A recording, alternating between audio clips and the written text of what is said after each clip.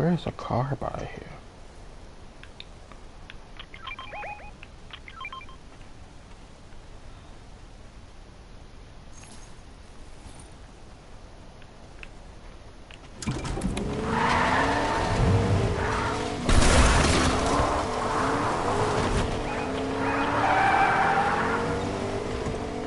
%30 of gas in here.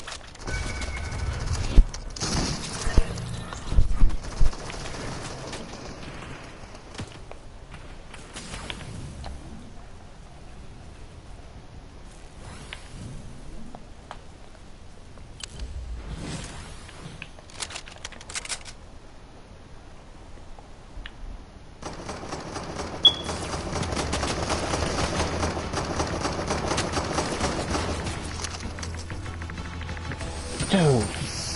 Oh.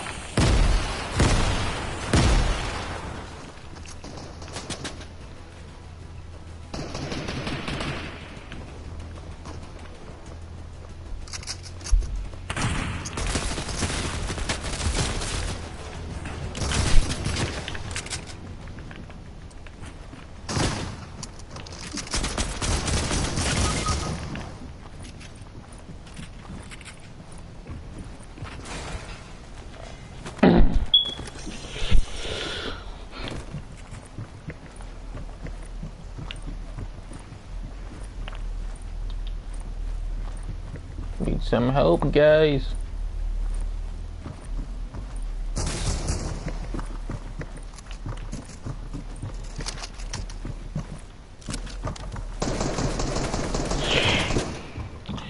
That thing right, that help I hired is useless, man. Alright, yeah.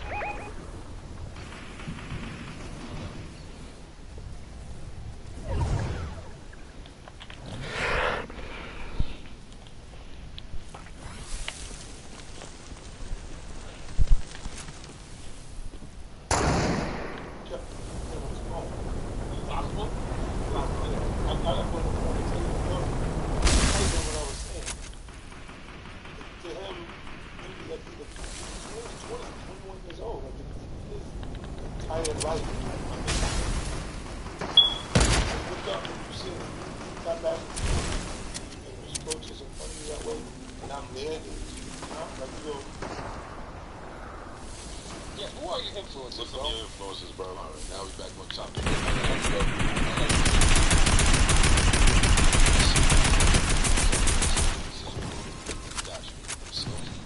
50 tapping yet? Yeah, like, I ain't gonna lie, 50.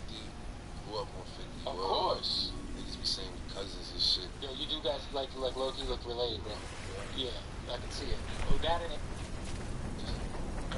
You got no features on this project, but who would you like to work with? 50. Okay. How old are you?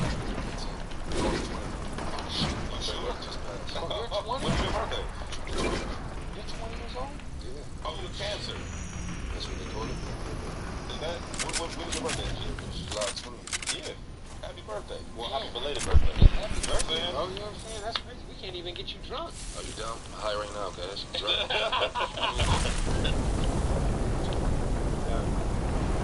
And even that song is a focus like it's got me because your material is such a big force on it. That's the way you learn. Listen. There's another thing. When this nigga's talking to you, you're looking at him and you're going, this nigga coming out of his mouth, fucking like mine. Look up at this. I'm geeking off of him. I'm going, yo, I'm like, yo, I'm talking to him for a little bit, and at one point I was like, let's just go, let's keep going to the smoke.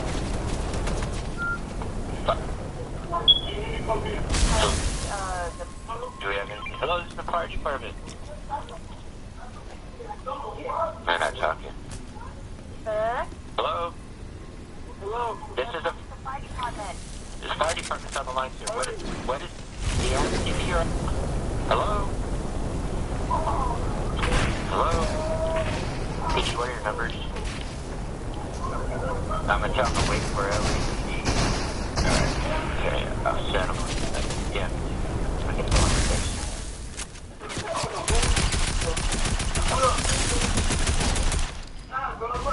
Hello?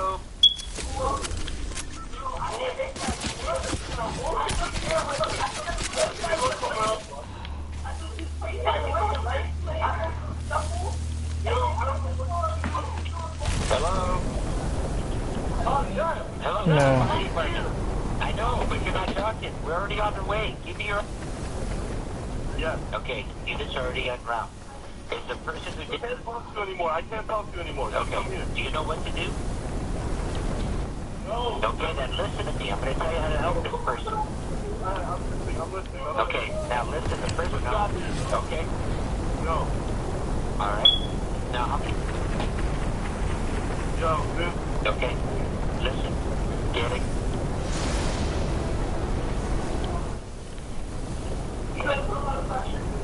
Are you in the safe place? There's a whole team over there, man. Yeah, I don't know. Unknown, okay. They're on their way. They're on their way.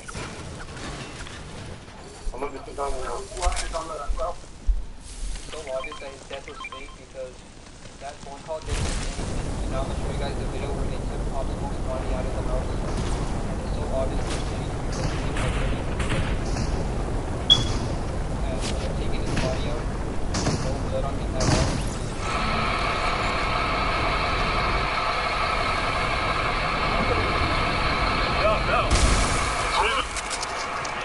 You want it or you get... Okay, I got it.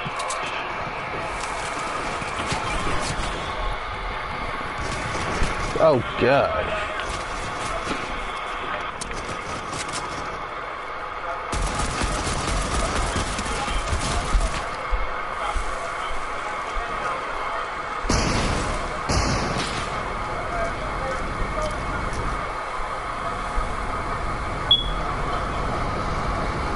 Gotta help this dude. Snap. We might not be able to do that.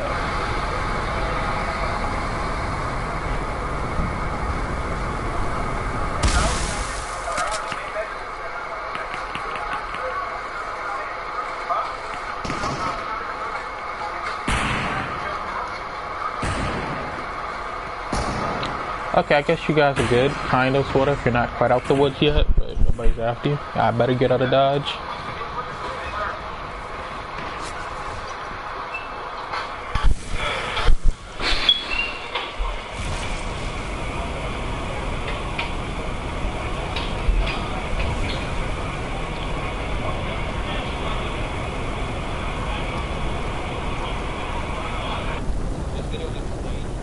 It's a team over here. Well, this up for one person.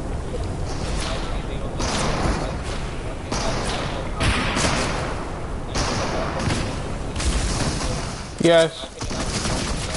Just a minute. But you never know. Maybe Dusty Cocaine made the music for Pop Smoke, and Marquise Jackson just played the role. I'm not gonna lie, his music doesn't sound exactly like Pop Smoke's music, so that is a possibility. But as far as the character, that was Marquise Jackson. So yeah, that's pretty much it for the video. I found out about this like 5 or 6 months ago, and I was making the video back then. But I had so many other videos that I wanted to make, so it took me a long time to get to this one. But shout out to MC because he was the first one to make a video about it. And yeah, that's it. Drop a like, share, subscribe, turn on notifications, and subscribe to X Stolen Identity. I'm Lee.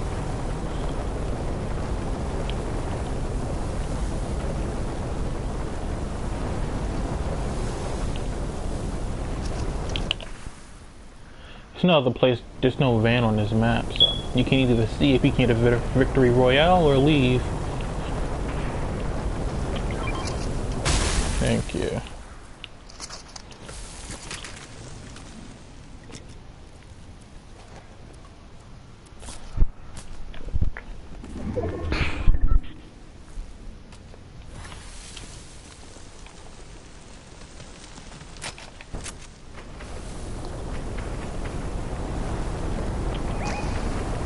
I'm coming.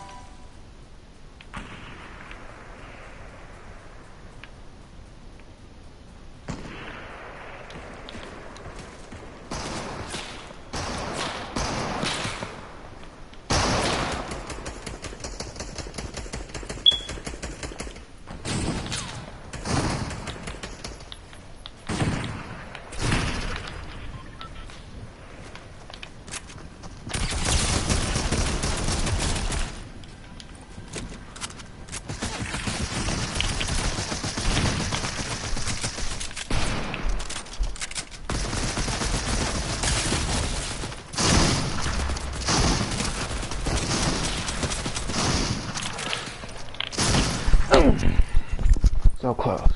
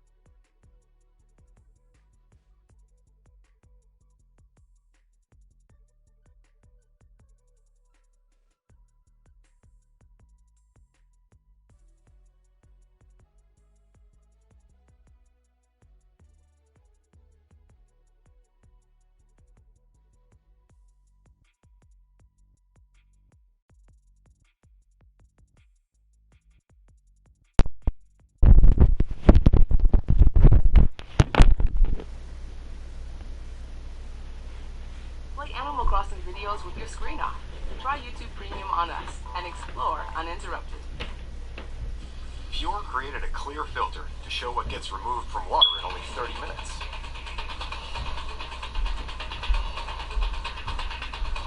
If this is what you can see, just imagine what you can't.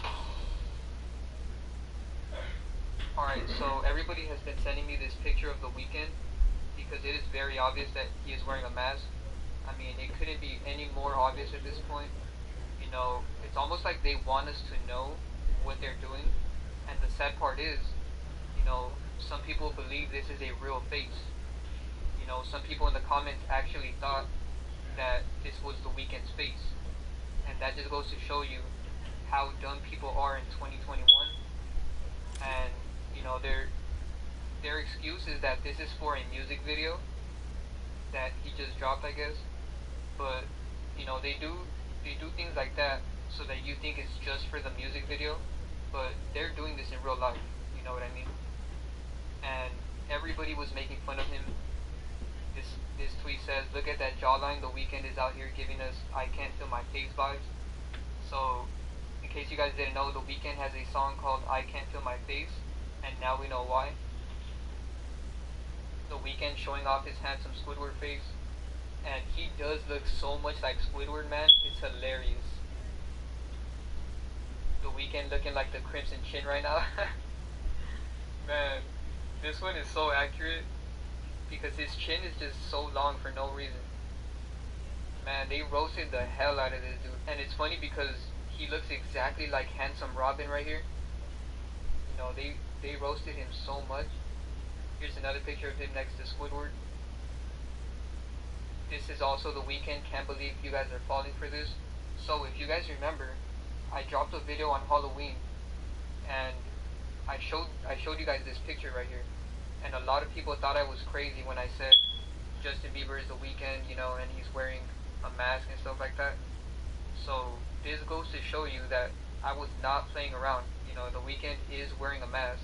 The Weeknd is on his Teddy Perkins vibes.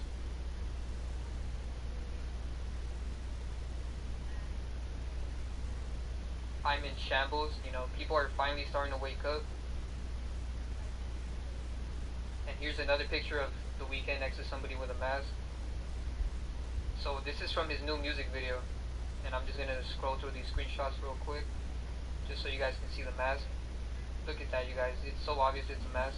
And you have to think, if they're doing this for a music video, what makes you think they're not doing this in real life? And, of course, he's throwing up the 666 right here. This is just ridiculous.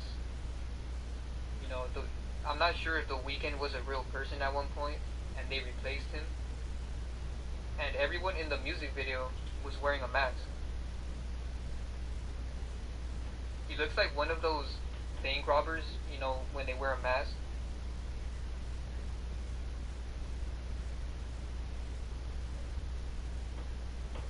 And this mask is so creepy, man. The more I look at it, it just looks so creepy.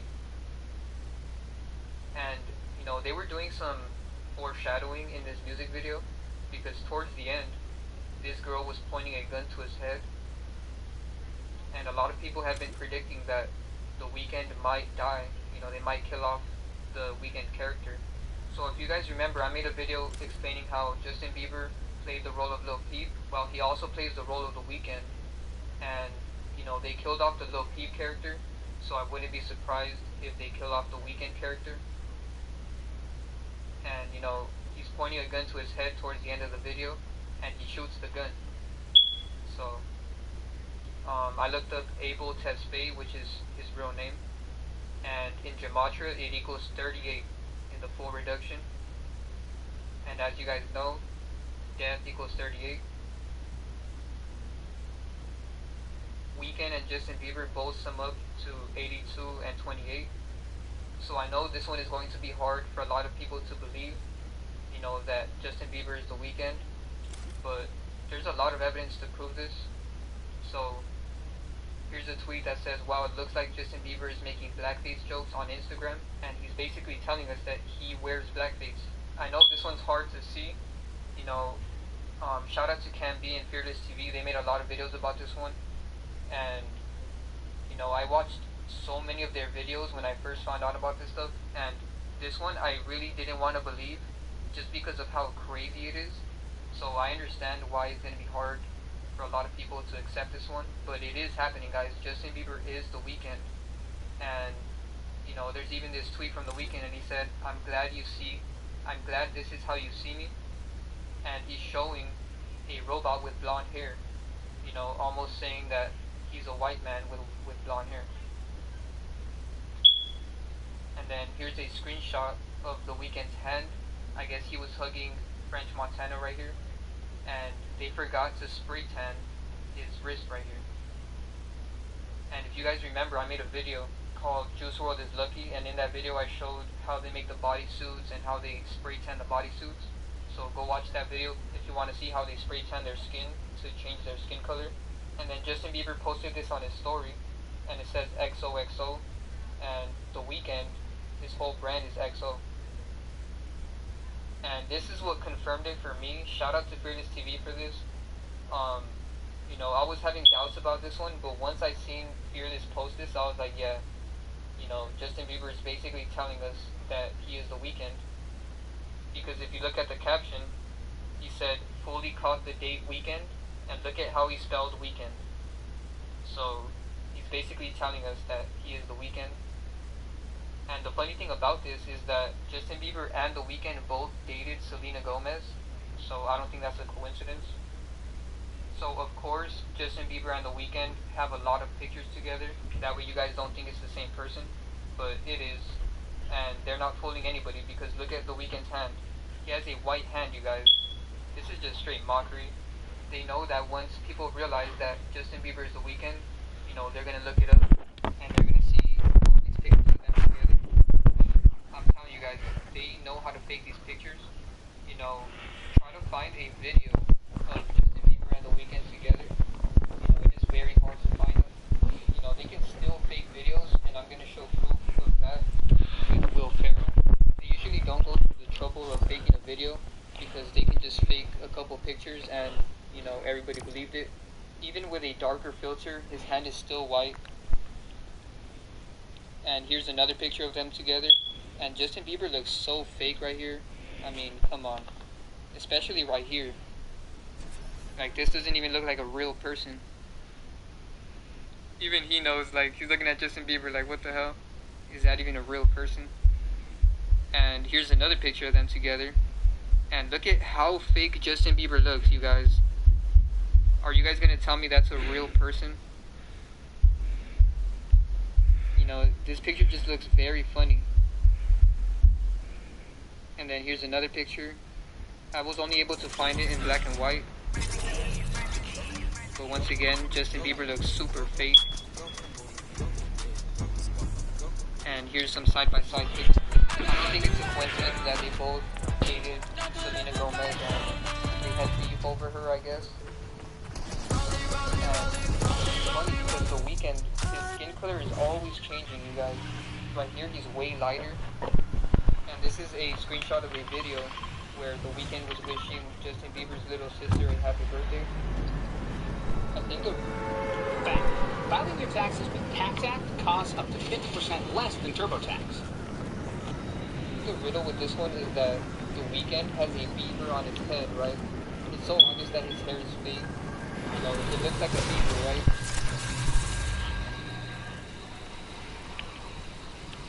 And Justin's last name is Bieber. Whoa. It sounds like beaver, so it would make sense that his hair looks like a beaver. And, you know, his skin color is always changing. You know, they can easily spray tan this. So this is how they make the bodysuits right here. And then right here is where they spray tan. Adding some color to the nipple of this. Look, it's very easy to spray tan. It only takes a couple minutes to get spray tan. So yeah, he put it in front of our face so much. And you know, this is just straight mockery. Look. Right here, he's literally two different colors. Look at that.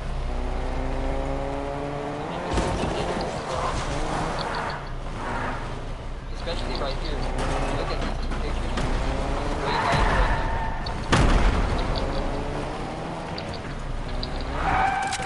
And then look at this caption that says, The Weeknd's new look makes him nearly unrecognizable. I mean, this is just ridiculous, you guys. I mean, the disguises that they're putting on are just so ridiculous. Especially right here. I mean, this is a white man, you guys.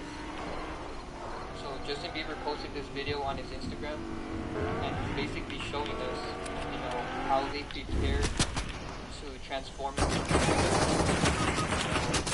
He removed his tattoos for video. And, you know, this goes for people that always ask me, like, how do they change their tattoos, you know, this person. You know, it's very easy to remove your tattoos like this. So, this is what we're doing, guys. And it couldn't be any more obvious, you know, he's putting it in front of our face. That's what's crazy about this. Like, he's showing us exactly how to do it. So, shout out to him.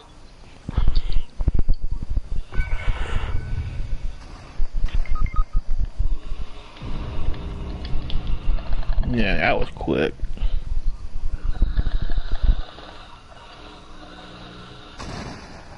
Wow, this is amazing. Finding your story is easier than you think. NerdWallet can help make your money goals happen, like finding a low rate on a downtown mall, or So a few hours after I made my 6ix9ine video the other day, I had people commenting and messaging me that 6ix9ine had made a good point that he had posted on Instagram, and that some people were now even on his side with this whole disrespecting deceased for clout thing that he has going on. When I saw these comments, I couldn't believe my eyes, and I just had to run to Instagram to see what was really going on. In his first post, he drops a couple of quotes. King Von. When I die, I'ma find Tuka ass and I'ma beat him up. Lil Durk, smoking on this Tuka pack. 6ix9ine, King Von, rest in peace. Everyone, 6ix9ine, you so disrespectful. And what he was basically trying to say here is that people are being hypocrites about him dissing a dead man, because back when King Von was alive, he talked on a dead man himself, which I was unaware of. For those of you who also didn't know, Tuka was a 15-year-old kid who was murdered while standing at a bus stop back in 2012 in a gang-related shooting. Tuka was a member of the St. Lawrence Boys, a subset of the Gangster Disciples, and it's believed that he was taken out in retaliation for the murder of a 17-year-old Black Disciples member. These gangs stay only one street away from each other and are conditioned from birth to absolutely hate each other. Till this day, there's many questions about his death, and his gang chose to honor him to a very high degree, renaming their part of the city Tukaville. And despite his popularity in his own gang, many rappers who rep opposing gangs like Chief Keef, who actually made the Tuka disrespect extremely popular, have dissed him time and time again in their music. And seeing as King Von is a part of the exact same gang, the Black Disciples, I guess this is a popular topic for them to talk and joke about. I can't go like Tuka and Tuka. It's such a bitch ass. And that was just one of many times King Von talked about Tuka in this way. While Von was alive, he took any opportunity to throw dirt on his name. Even saying in one song, Tuka in my lung, I say that every time he got smoked. He actually isn't the only rapper who's done this though. Lil Durk also made this very popular. He even went back to the bus stop where Tuka was shot and filmed a video there. You know, this was pretty messed up. This is real famous place, bitch. This is real famous place, bitch. And since this phrase became so popular, a lot of other rappers who actually didn't even know who Tuka was started saying it because they simply thought it was a string of donkey. It's also important to note that King Von's mention of the streets he grew up on and dissing his ops was one of the main reasons he got so famous. 6ix9ine then posted a video where Tuka's mom was crying, asking these artists to stop putting her son's name in their music, joking about his death in the streets. Tuka's mom has actually been very public with her outcry for her son, who's been dead for almost a decade, but still remains in the mouth of the streets and in music. Now, what do you want other rappers that have brought up the same thing? Tuka's a whole person. There's not no standard with the shit. The woman has no standard. He has a mother, he has family out here. You know what I'm saying? He has people that love. We're back, folks. We're back with another one of these It's the Video Game's Fault videos. This is something that I've done here on the channel for a long time, where when specific things kind of come up in the media, like in popular culture, where they're talking about how video games cause this and video games cause that, we basically just go through and absolutely destroy that argument because, well, the science isn't on its side, the popular opinion's not on its side, that there's really nothing on that side of the argument. Validated the least that Now, today we're going to be talking about a proposed amendment to a bill in Illinois that would ban the sale of violent video games for everybody. I'm not talking about, you know, someone walking into GameStop with their kid can't buy him Grand Theft Auto 5 anymore because the kid's there. This would ban effectively. I don't think we don't do this now. Look for the next bus. The storm's here. Quit it. Don't reboot me. Not yet. Next bus. The storm's here. Get in the car and drive. It's ridiculous and only really goes to cause more divide and so I guess there's a problem going on in the south side of Chicago where carjackings have been on the rise. Chicago kind of has a reputation as a really violent and dangerous city to be in the first place. They might shoot a wall down. Carjackings are on the rise in Chicago. Also, in other places in Illinois as well. And this is all being proposed by Representative Marcus Evans Jr. Hungary? Go Giant. Feed the family with giant-sized subs for Jersey Mike's. Order through our app. No contact pickup or delivery. Jersey Mike's. You frozen, man? That's messed up. Or is that me glitch? Lagging now. His plan is to amend a 2012 law which prevents some video games from being sold to minors. Now, this was all filed on Friday. It's considered HB 3531, which would ban the sale to anyone of video games depicting, quote, psychological harm, including, quote, motor vehicle theft with a driver or passenger present. Now, this bill is in particular targeting video games like Grand Theft Auto. It would probably end up reaching over into other popular franchises like Call of Duty and other games that also show quote-unquote psychological harm, aka violence. Grand Theft Auto is kind of like the whole target, I guess, in this entire thing, right? Especially with the whole thing with the carjackings, right? Because obviously the name of the video game Grand Theft Auto depicts carjackings. And that's something that's in the game, you know, you kill people, you steal cars, you run and kill police, Thank run you. from them, and all these other crazy things. But it's kind of insane that a bill like this is even being proposed in the first place. Now, I'm all for them banning the sale of these video games to kids, okay? Which might upset some people, but honestly, I really don't care if they prevent a 13-year-old kid from buying Call of Duty by himself. I have no problem with that, of course. That game is considered mature, or, well, it was before, literally, only 12-year-olds played it, but, you know, mature games like that, I can understand why you don't want a 6-year-old kid walking into GameStop with some birthday money and buying that game. Personally, my first video game was Grand Theft Auto 3, all the way back in, like, 2003. That was the first video game I ever played when I was like 3 years old. My dad willingly let me play that, and I know a lot of people are like, that's psychotic, but believe it or not, that 3-year-old Optimus playing Grand Theft Auto 3 didn't grow up to, you know, shoot 70 people or fucking steal cars in his spare time or anything crazy like that. And the significantly vast majority of people who play video games like this don't end up doing anything even remotely close to that. Now, this is something that you and I both understand, right? Like, you're not going to play the No Russian Mission in Call of Duty and be like, you know what? The airport's not safe. Like, I'm going to go ahead and load up a little bit of Grand Theft Auto Online, and next thing you know, I have the oppressor IRL just taking traffic out on the freeway. Like, it is ridiculous the extent that these folks, like, will take to try and step into the video game industry that they don't understand. Like, it blows my mind. But I'm playing a super violent video game in the background of this game, of this video, as you can see. So I'm hoping that those of you who are impressionable at home won't see this significantly violent gameplay and end up doing anything crazy. That would be insane. So let's go ahead and think about this bill, right? So we're gonna ban these violent video games from everything, okay? Which that means also a 45-year-old dad wouldn't be able to buy Grand Theft Auto in this state of Illinois. What exactly? What's the logic in that this is gonna stop the carjackings on the south side of Chicago? Let's interview like a pool of these people doing these carjackings, right? You're like, hey, why are you doing this?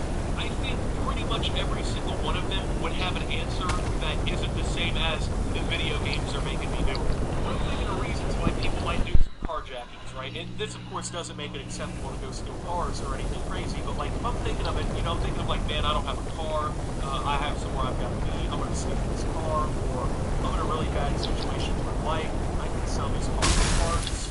I'm thinking of people in, like, shitty positions that are, like, trying to claw their way out of shitty positions, or are doing that simply as a reaction to the shitty situation that they're in.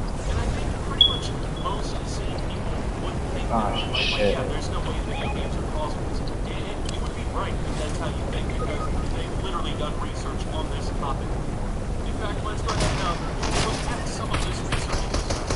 Researchers at Dartmouth in 2018 did say that they found a link between violent games and adolescent aggression and child aggression, but several other studies have discredited the correlation. So there's one example that people are going to try and use that has been discredited / disproven by several other studies, including Chris Ferguson, who is a professor of psychology and criminal justice at Texas A&M University, a very credible source, who said, quote, as a video game violence researcher and someone who's done scholarship on mass homicide, got company.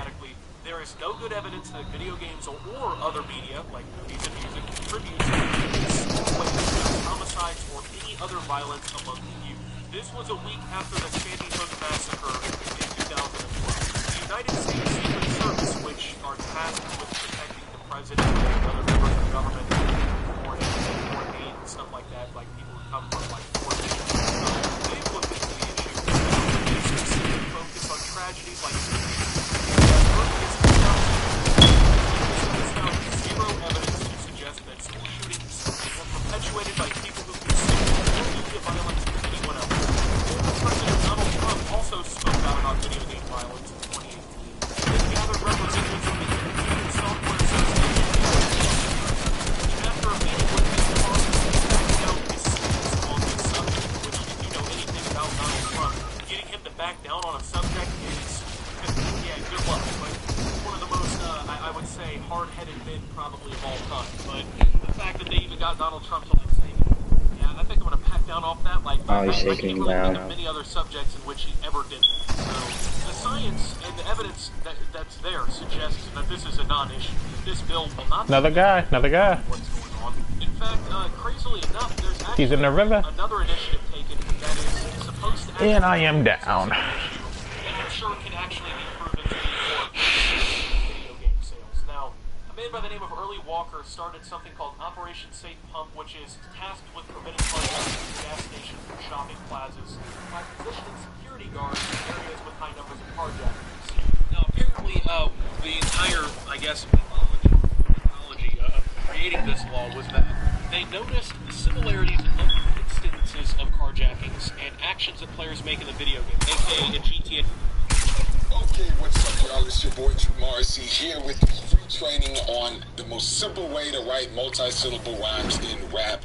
Brought to you by, of course, the lovely Rap Coaching world's first and only rap coaching company, howtorapdrew.com, hosted by yours truly. And this is something that we all know about. And if you're watching this video and don't know what multi-syllable rhymes are, I suggest you go check out this video. I'm posting in the video description box.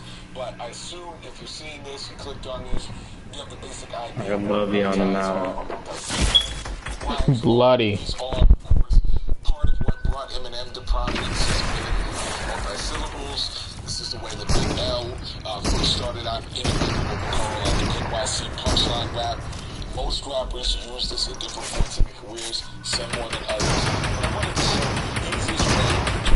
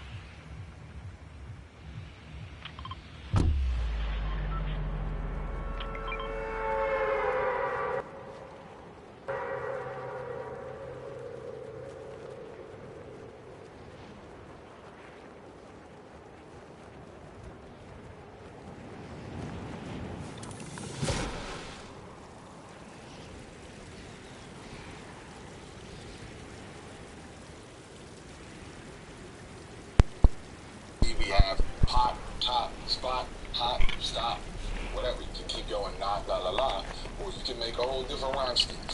The point is, on each column, you're doing the choosing. That's where the pacing comes into it. You don't have to use this, but for this example, I'm using jack, I'm using pop as the rhyme scheme. And then you'll see kind of what that means. Now, after you have this little list of, let's say, 5, just to get started, as you see here, we have 5 in each column. All you're going to do is combine these to words that make sense, or phrases that make sense. So in that case, if you look, straightforward, jackpot, black top, crack spot, that's hot, rap stop. These are common rhymes, you hear them all the time. Most recent, maybe popular examples like Drake on Best I Ever Had, didn't he say something like, she's repping like a mascot all up in your slot until I hit the jackpot or something like that. But anyway, very simple, right? But the main concept behind this section of the multi-syllable training is using columns and working on individual rhyme schemes together so your mind's not getting confused and trying to create all these crazy words.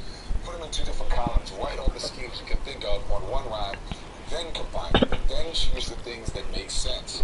So, you could sit there and be like, crack top, because those are in the 2 columns, but that doesn't work as well. So your patience and your creativity is going to come from being like, oh, well, in these 2 columns, crack spot does work. Like, I'm dealing out these tracks like the crack spot. You know, black hot, you could combine them, but that doesn't work as well as black top. You know, grinding like back in school, black top, or whatever it is. That's the first step. Now, the second step to create more and creative and basically infinite rhyme schemes with this is go to your 3rd column there on the right side. You write out the alphabet, A all the way down to Z. Y'all rapping in other languages, you write out your alphabet. I know a lot of people watch this around the world. Super happy about that, and I don't want y'all to feel left out. So write it in your local alphabet. But then what you're going to do on that 3rd column is pick out one of those rhyme schemes you're working on and feel like you're not coming up with something creative. And then write out every single word. I'll get you guys. I'm gonna come back. That's if I can get out of here anyway. Going back to the first column, it says like jack.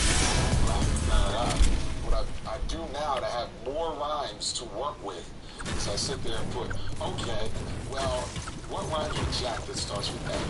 Well, for stretching it a little bit, using some slant rhymes, at works with it. Okay? That's about it. Something like that. Think about it, that's what it is. Then you go down to B. Bat, black, rat, back, whatever. So then you go down to C, and you go through this cats, crap, da da da. And if you do this, if you have the patience to go through the whole alphabet, you have so many fucking words you won't even know what to do with it. So what you want to do is take a little patience, and often what you'll find is that you'll find a dope rhyme scheme before you even have to go through the alphabet. So you're not necessarily going to have to spend hours on this shit. But this is just a way to open your mind and get you going. Now, last part. What you want to do is you're going to come out of this being like, okay, crack spot, black top, classic rhyme. I've heard Drake use it. I've heard everyone use it. What you really want to do is use this tactic to create your own original rhyme schemes. So again, that's where patience and creativity comes in.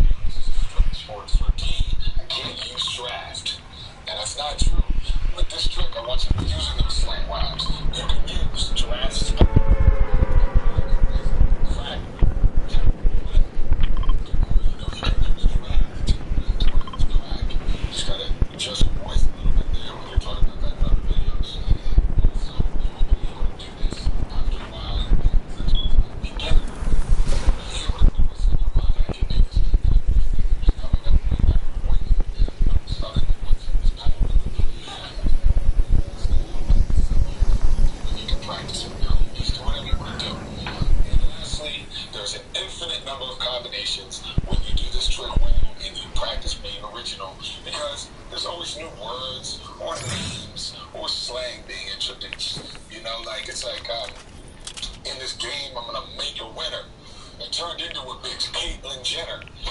Somebody's over there. That because now Caitlyn Jenner is in the media. So a perfect example of that is here's a new name. Google 19 years ago, 20 years ago, nobody had thought of Google, but now you can go through the alphabet trick and you can think of like, oh, Google, like Russian rubles or whatever it is. I'm saying all the time, I have poodle. Poodle, you can rhyme with Google now because it's a new word. So you have infinite combinations here. These examples were terrible. I don't mean to offend anyone with the Caitlyn Jenner rhyme. Just thinking off the top of my head, something pretty recent.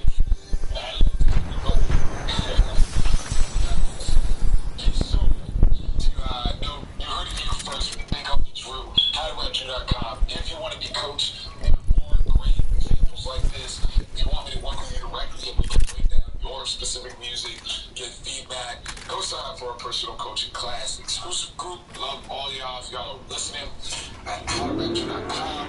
Taking new members here on the lovely holidays. Hopefully this helps. And be sure to subscribe and keep in touch. But be sure to check out Big Uncle Drew at HowToRap.com. Peace and love. We are the Thrivers. Women. Thank you.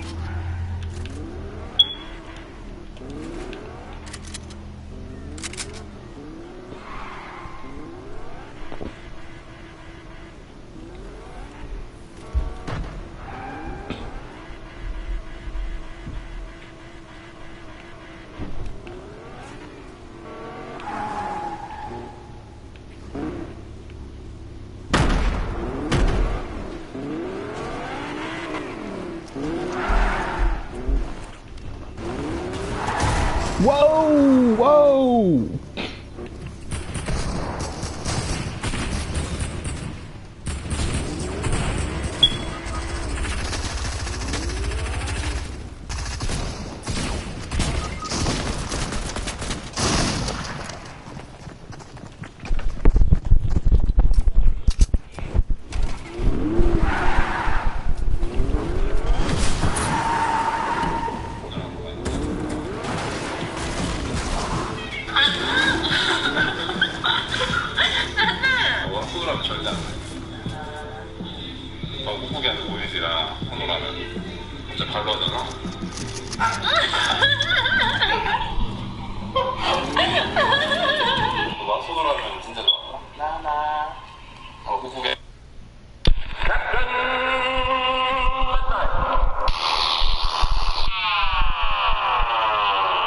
This video is brought to you by Brilliant.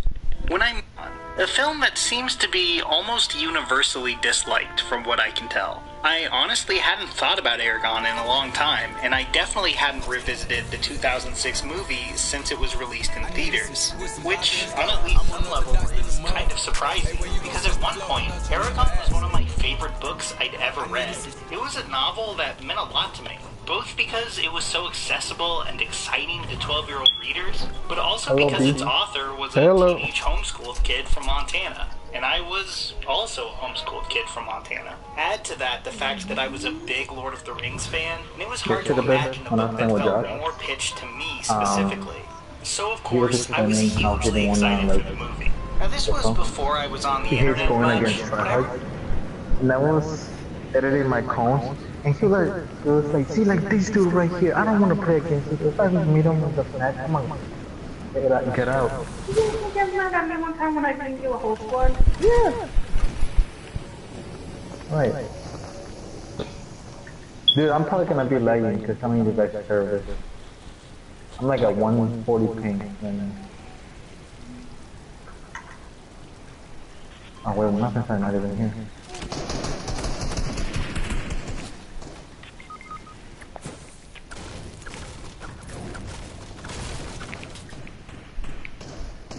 Okay.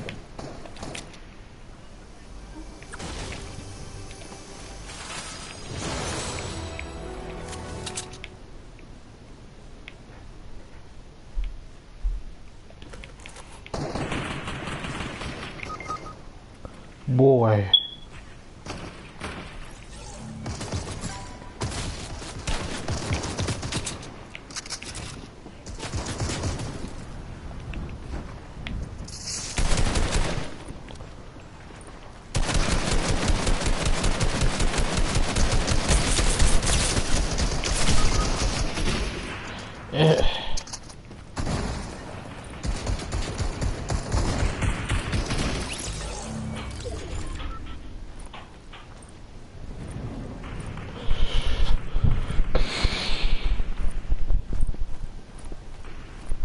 Trying to get my hands on any scrap of news about the project in magazines like Empire and Entertainment Weekly. I remember I saved up money to buy the PS2 tie-in game that came out a month before the film. Like, I was off the charts excited for this thing. Then the movie actually came out.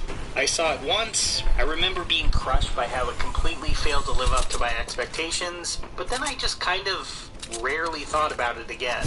That is, until I started working on this video. I wanted to, after all these years, finally try to pinpoint what left me, and so many other fans, feeling disappointed back in 2006.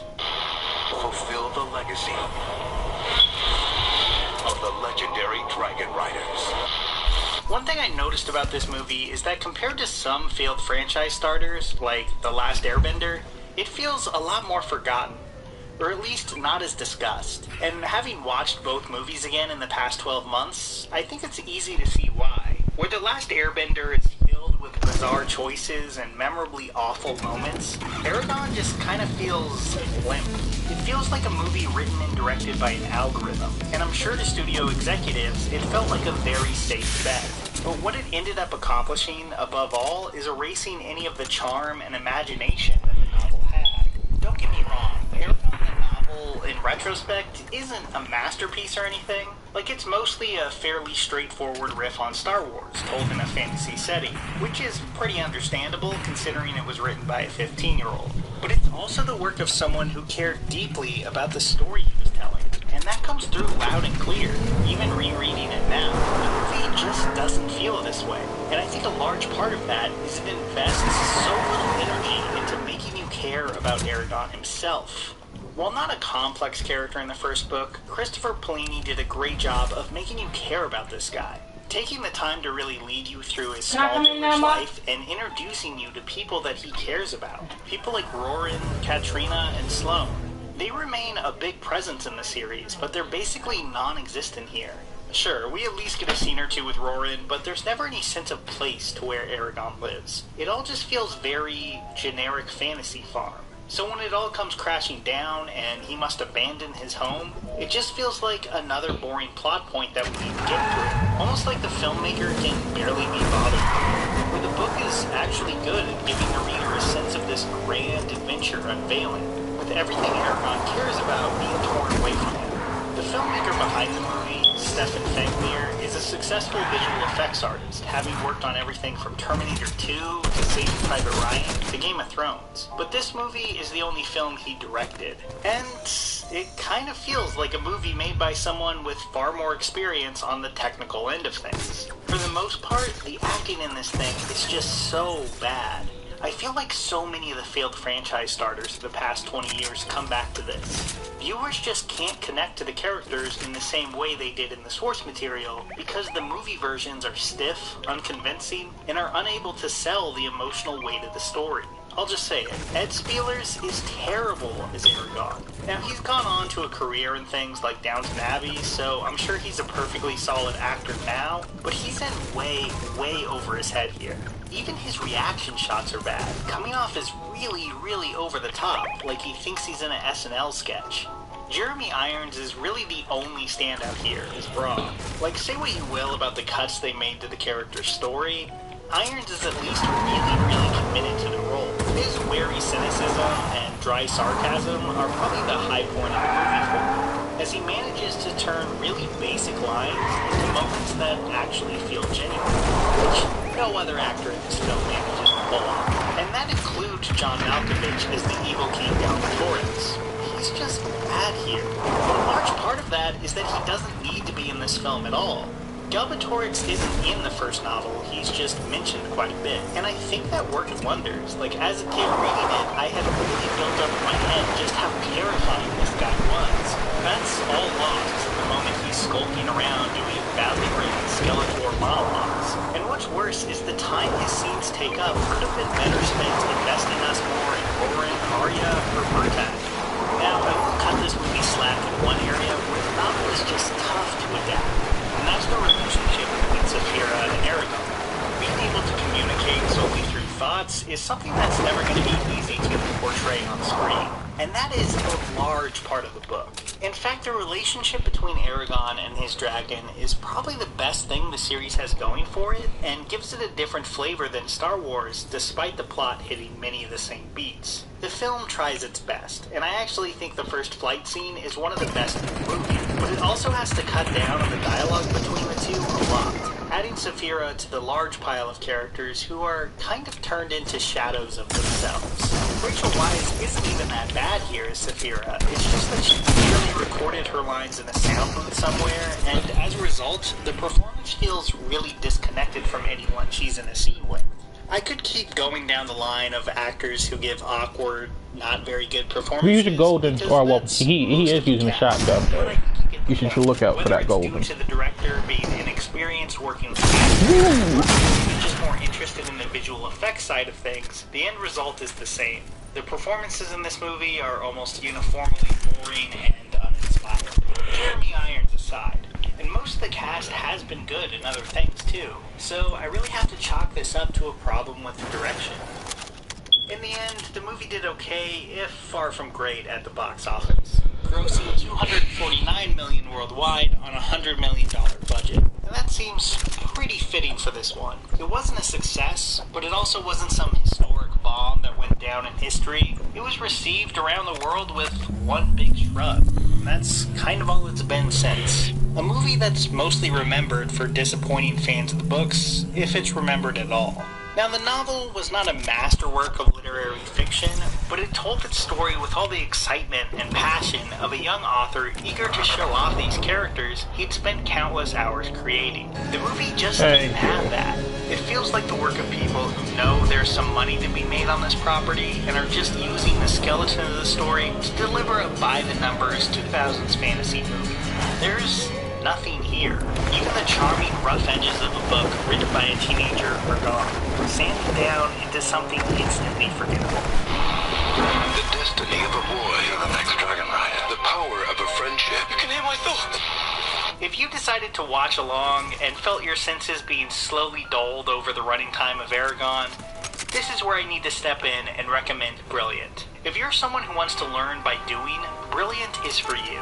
It teaches a broad range of subjects, not by making you memorize formulas and repeating them over and over, but by creating really engaging questions for you to use your critical thinking skills to solve, giving you the tools to learn, but also a really fun challenge. Honestly, I was never great at math in school, but things like Brilliant's daily challenges on the app do a great job of making those concepts approachable by helping me build those skills in a way that's fun and fits into my schedule, which makes it enjoyable to learn as opposed to some crushing end-of-the-semester exam.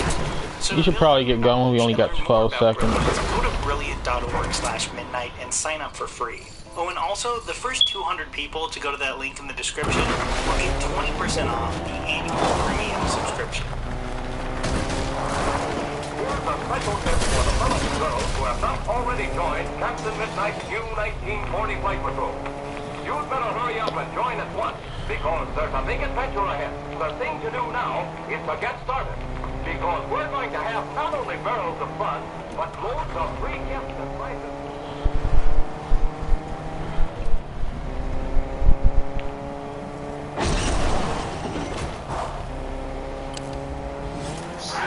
Faraway nature. You ever solved any photographs? Yeah, I have actually. Oh, man. I didn't even think the joke was gone now. Okay. Start the video.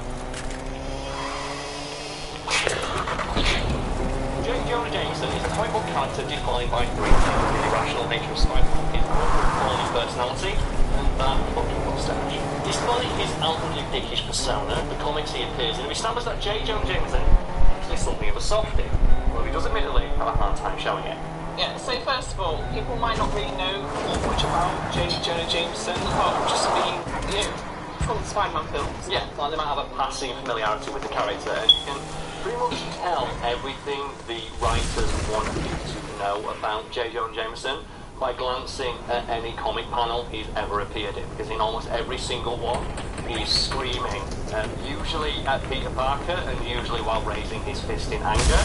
Because comics aren't a medium known for their subtlety, in almost every single one of his appearances, J. Jonah Jameson is sporting a Hitler tash. Because, he's supposed to show that he's a dickhead boss, besides giving him a Hitler stash. And one of my favourite things about the J. Jonah Jameson Hitler tash is that it does get brought up in one comic.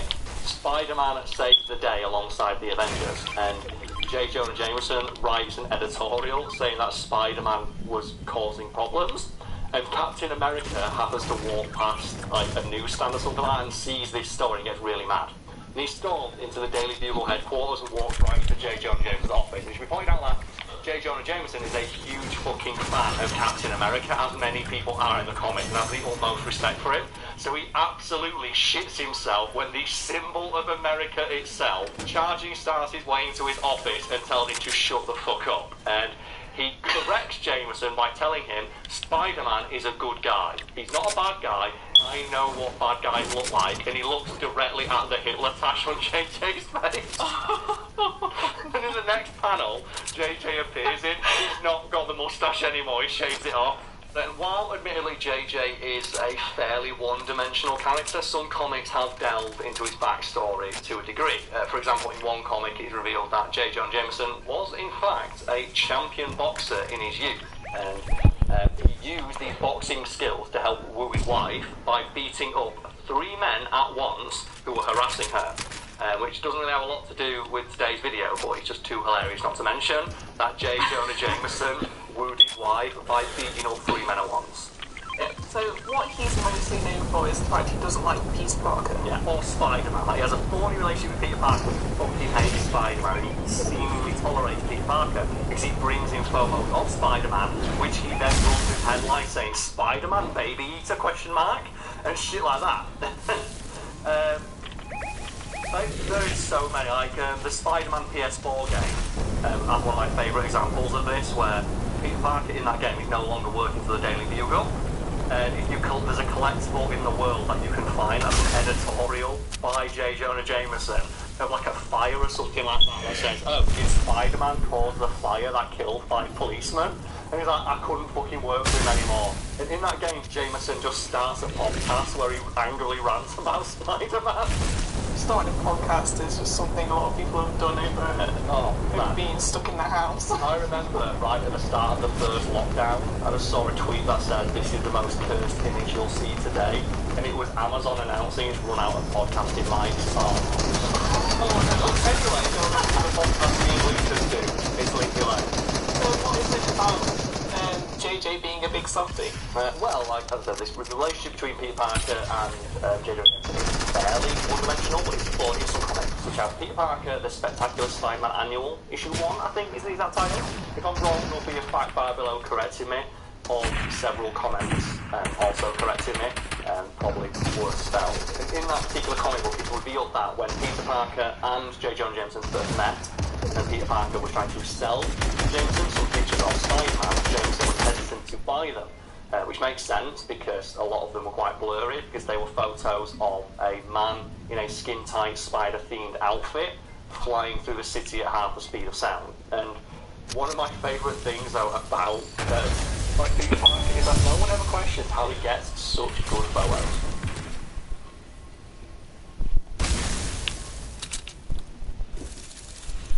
That always cracks me up, because one of the things that's established in the comics and games and films is that Peter Parker will use his spider powers to attach his camera to walls and things like that, so he can get these really good photos of Spider-Man.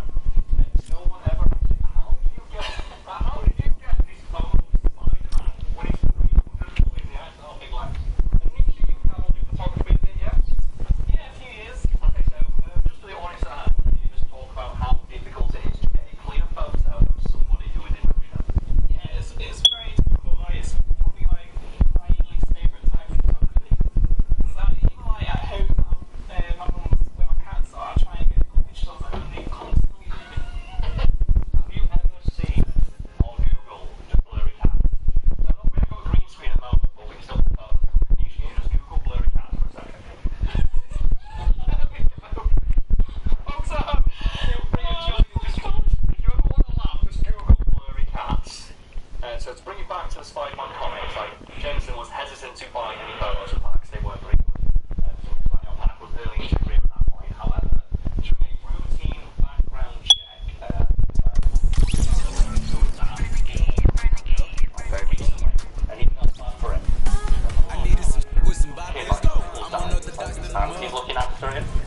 like, the poor guy probably needs a break, so he decided to buy the photos from him, just so that, like, you know, in like radiant confidence, give him, like, you know, just a little bit of an ego boost. Then you've got the Civil War story arc, where Peter Parker famously takes his mask off and reveals, I am Spider-Man. Peter Parker is Spider-Man, and J. Jonah Jameson sees that live on TV, and I think he's so angry he has a heart attack. He finds out, oh, the guy I hate the most in the world was like this person I see almost as a son-like figure, because it's revealed that J. Jonah Jameson sees Peter Parker as like a surrogate son. It's revealed in that comic arc that J. Jonah Jameson feels betrayed by Peter Parker because he always went out of his way to buy any photos of Spider-Man he brought in, even if they weren't usable, just so that he'd always have an income. He feels betrayed, so that shows he did care about Peter Parker. Yeah, like just in his own gruff, thorny manner. But one of the things I like about that Civil War story is, as I mentioned, JJ gets so angry he has a heart attack, and he is so pissed at the idea of Spider-Man being Peter Parker that he sends him into a frenzy, and he decides to direct this anger at all superheroes. And one of the things he does in this fit of rage is robot spider that he sends to kill She-Hulk because she's having sex with his son. Maybe he would have gone away with that if not for the fact he puts his face on the robot. So She-Hulk Got one. If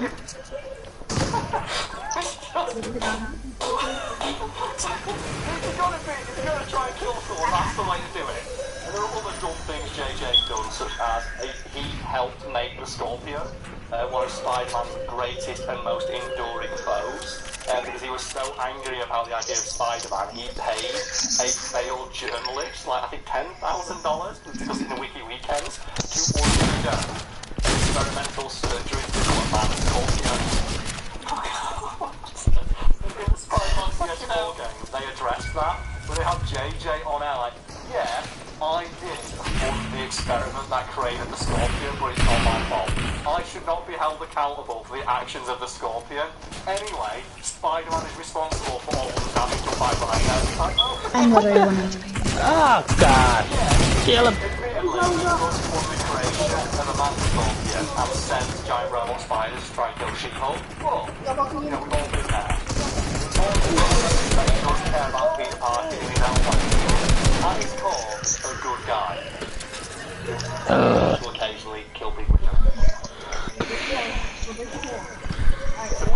You mentioned at the start of the video you occasionally dabble in the art of stuff, yes? Yeah, I have done. And like these videos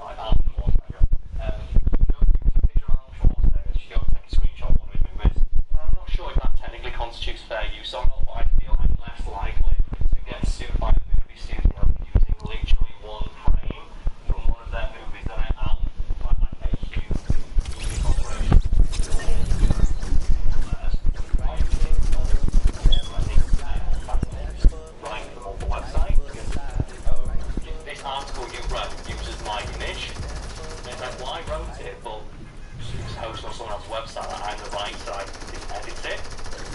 You have to contact them. I distinctly recall one. I think it was like artwork or something like that of a particular historical figure, and it was credited. It's like, you know, here's the artist's original thing, here's a link to that stuff, and they were like, I want $10,000 from you, the writer. And I'm like, no, fuck you. And they got that figure. She's like, well, I looked at your website. It's like, it's not my website for a start. It's not all, like, it is worth this much according to Google.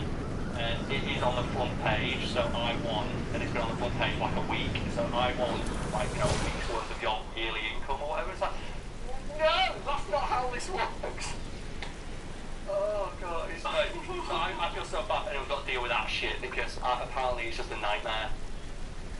Like copyright trolls and all that sort of thing. So hopefully, like, we've largely avoided that, because we, well, not we, like, the editors, Nisha, Bradley, because they go to great lengths to credit every image used and only use royalty-free or creative commons. There was one article that was about a guitarist who was so good, people thought he was like playing two. There was like two guitars playing, and like you couldn't use the image of him, so Brad drew a picture of him. I remember that. And used that instead. It's just really good. He's Robert Johnson, wasn't it? And I remember Brad. I remember that. Yeah, he messaged me saying the only photos of this guy in existence are copyrighted.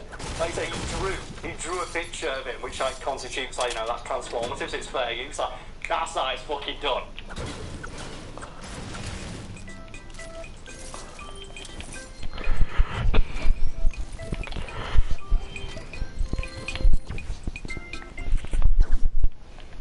Upgrade to watch videos ad-free, offline, and in the background. Start a free trial of YouTube Premium today.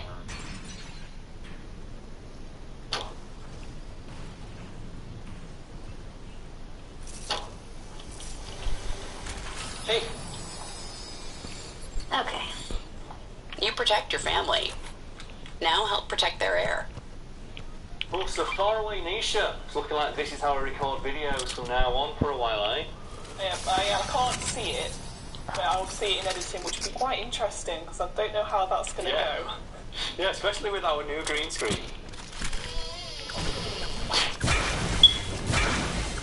Befitting the bumbling nature of the character, the success of Mr. Bean is oxymoronic, in the sense that the humour he exudes is quintessentially British, while simultaneously having worldwide appeal. Something that, while proving surprising to industry experts and analysis, probably came as no surprise to Rowan Atkinson, who tested the character's appeal in front of a crowd of people who didn't understand a word he was saying. So, Carl, you said that Mr. Bean has a worldwide appeal. Yeah, so we should get into that first. And to start with, I like Mr. Bean. Nisha, do you like Mr. Bean? Yeah, I do like Mr. Bean. So that's two people already. So that's 100% of the people in this conversation. And I'm guessing a lot of people at home like Mr. Bean. They click this video, they saw it in the thumbnail. But to put some hard numbers on this thing, like Mr. Bean is arguably one of the most successful comedy shows of all time. Not British comedy shows. Comedy shows of all time. Because Mr. Bean, the show, frequently tops out best comedy show polls. You were sweating on a butt. The character, I shit you all not, that Nisha, stuff and folks at home, in 2000. Hey, I killed that kid. Voted by a worldwide audience, one of the greatest ever Britons. Think about that for a moment, Nisha. One of the greatest ever Britons. And to put this into context, Mr. Bean edged out figures such as Paul McCartney and Winston Churchill, and was only edged out for the top spot by the likes of Sniper. Bean and William Shakespeare. Where did that come from? Note that Mr. Bean's not real. I forgot she was here. Icon and the fact that he has played Yeah, I thought she was upstairs. and Edmund Blackadder. As a Mr. Bean, like this bumbling fool who like seems to be confused by even the most trivial, mundane aspects of life. And then Edmund Blackadder, one of the most calculating, witty, verbose comedy characters ever devised. Except for that first season, which is crap. But we've got on to that, Nisha. What's your favourite Rowan Atkinson role? Yeah, it would be Johnny English. And do you have a favourite Johnny English moment? Yeah, that bit where he accidentally injects himself with that muscle relaxant stuff and he starts like talking when he's like can't understand what you're saying. It's kind of like As soon as. Yeah, which it speaks to Rowan Atkinson's comedic skill. We can do a watch And it's just hilarious because he's trying to be sneaky and undercover at the same time, and you just can't take it seriously because he's just all over the place. What the frick? Take side. Take what, sir? It's about to get us reboot. That I'm not quite getting that kid's left. Well, my favourite Rowan Atkinson character is Blackadder, I've mentioned, and I think one of my favourite moments is, I think Blackadder the Third. I think it's when he goes to the prince, played by Hugh. Like he left when he died. He says, What an actual loser. Kids. Or next. So you bore a son, and I did the same, so that you continue on I my am duties. the leader. I'm not going to go to the So kitchen crack at this game. and hack my head off with a penknife. Tagged him. 75 crack shield. Killed him. Been my intention to stay. Sexy You have a shot. strapping son, and I one likewise, to take over the burdens of my duty. That's right, Blackadder, and I thank you for it. But I'm afraid, sir, that there's been a change in plan. I'm off to the kitchen to hack my head off with a big knife. We're getting back to the popularity of Mr. Yo, Bean. 1 In addition to HP? be widely Take these considered things. one of the greatest Britons to have ever lived, despite not being real or alive. Mr. Bean is one of the most popular figures online, or at least he is on Facebook, because the Mr. Bean Facebook page is, at the time of recording this video, the 14th most liked page that nobody loves all on Facebook. Oh my god. I think he has about 100 million likes on Facebook, which is more than the likes of people like Katy Perry, Eminem, and Taylor Swift. In fact, that becomes even more impressive when you realise that there were only 15 episodes that Mr. Bean ever recorded. Crank to the top of the map? Now, because that's the figure that often surprises people, people remember Mr. Bean so fondly. When you point out there was only 15 episodes ever, they're like, no, I remember there being dozens and dozens of episodes. Like, no, there are multiple skits within 25 damage. episodes, but there are only 15 episodes.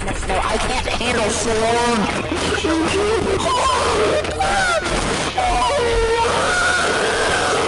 Sorry for the earache, by the way.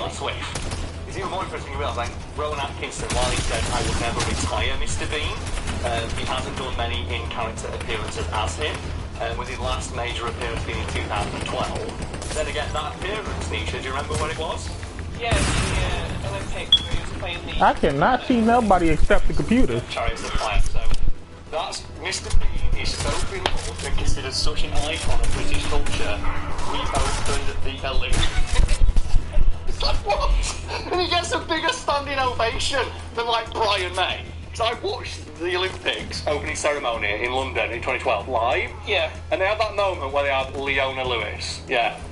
Leona Lewis, that person no one remembers today, singing God Save the Queen, I think it was, while Brian May of Queen rises up playing a guitar solo, and I was like, yay! Yay! And then they have, like, the dance celebrating the NHS, and I was like, yay, yay, and then Mr. Bean comes out and it's standing ovation, everyone in the crowd losing their shit, holy crap, it's Mr. Bean.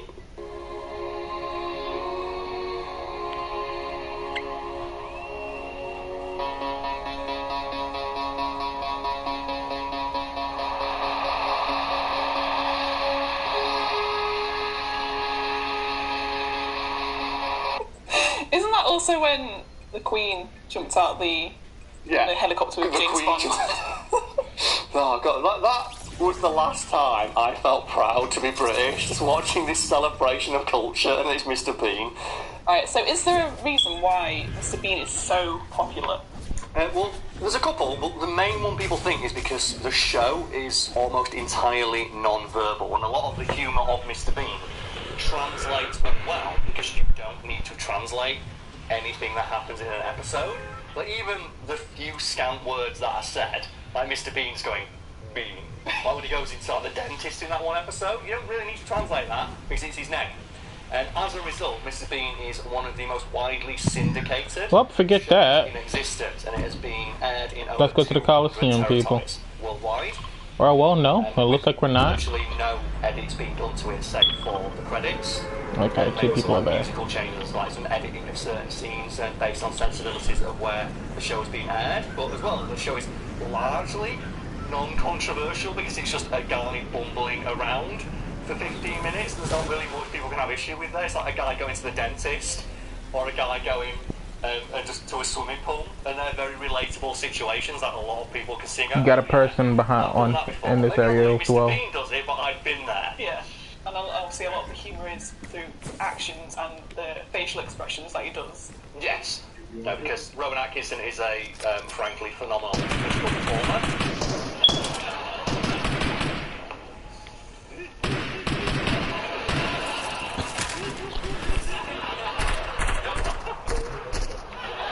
Talk about that a little bit, because there's a great story told about Rowan Atkinson back when he used to do stand-up, where he completely demoralised another performer to the point they refused to go on stage. And the story they tell is that they were set to go on after Rowan Atkinson, and he walked out on stage with a piece of paper and didn't say a word for 7 minutes. His whole set was just pulling faces out of a piece of paper, and the crowd was in fucking hysterics. They were on their arse, and the comedian, like they said, I've worked on my set for a month. I'd like crafted all these jokes, and this guy went on stage and pulled funny faces for 7 minutes, and it brought the house down. And Mr. Bean's so funny. Like my favourite one Mr. Bean does is when like it's just the lip wobble that I can't do.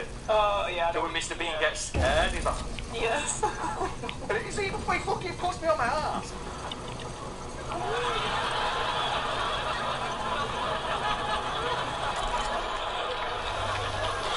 And that can lead us into talking about the next place where Mr. Bean's very popular, and that's airlines. Because today when you fly in a plane, you have like just a screen and it has like a dozen movies on there and a couple TV shows you can watch. You have a fairly big selection of things to choose from, right? Yeah. But back in the day, they could show, or they used to show like one movie or they have like one TV show. The problem with that is, not a lot of movies and TV shows translate very well. With the exception of Mr. Bean, which upwards of 50 airlines have bought and licensed over the years, when they realised that if you put an episode of Mr. Bean on, and show it to a cabin full of people from all across the world, every single person in that cabin will laugh at it, even if they are not wearing headphones. Because you don't need to hear it to like laugh at the humour that's in it. And that's incredible to think about, really.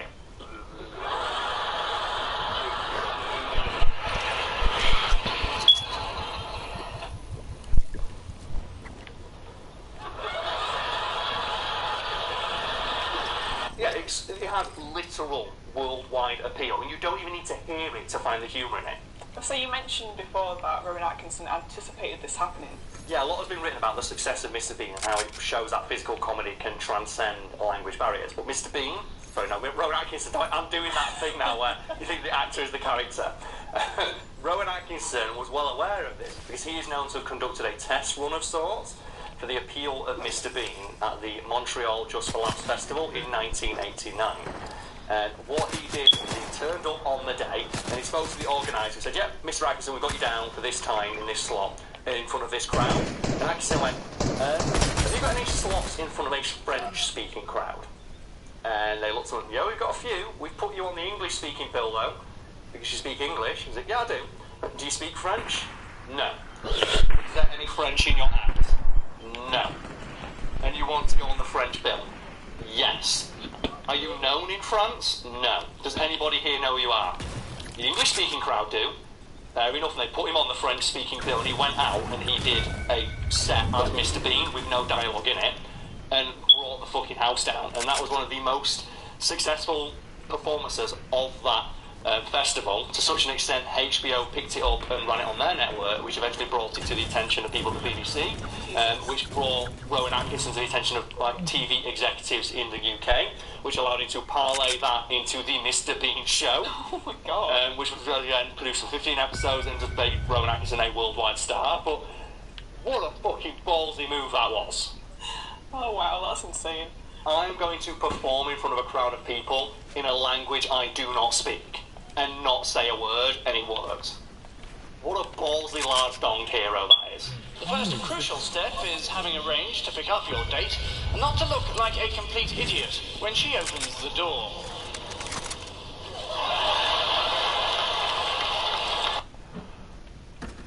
So far away, Nisha, I know you can't see where I am right now, but the audience at home have been watching this video for the past 10 minutes or so. And it's like, yeah, we are in a different location. We're in my underground concrete back bunker at a undisclosed location, aka my bedroom, because, yeah, COVID's still happening.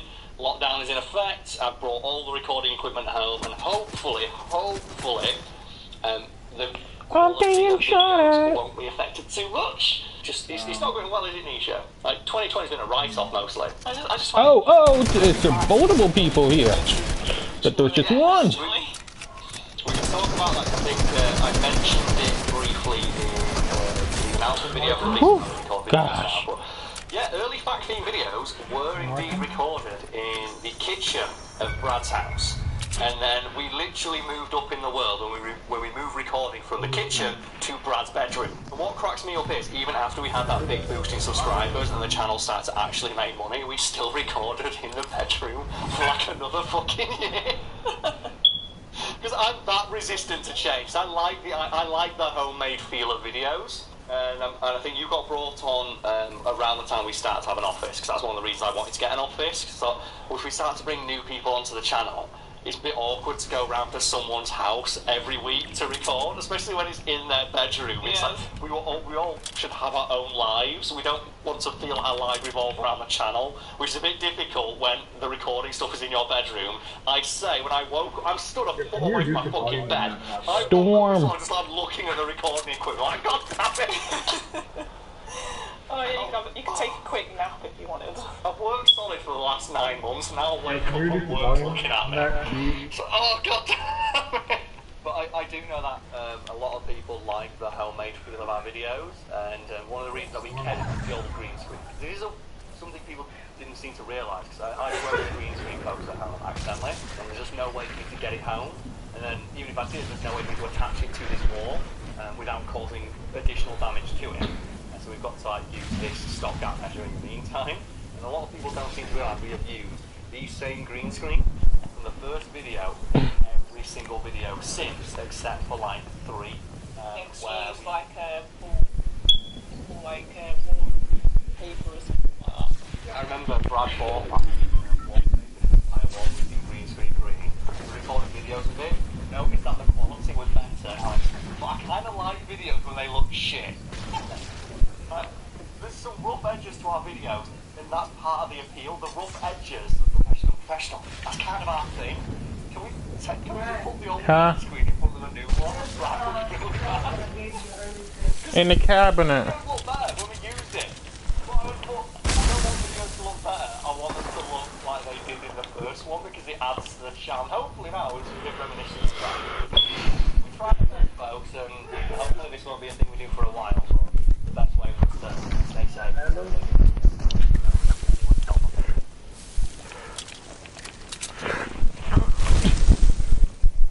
Bye.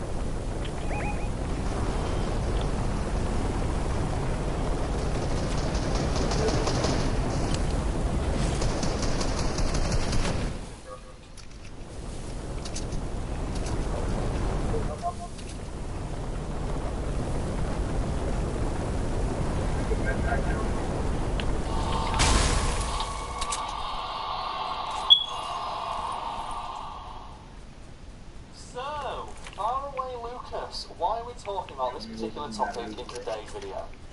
I'm not sure, Cole. You tell me. Oh yeah, my brother requested it, so this will be you, Gary.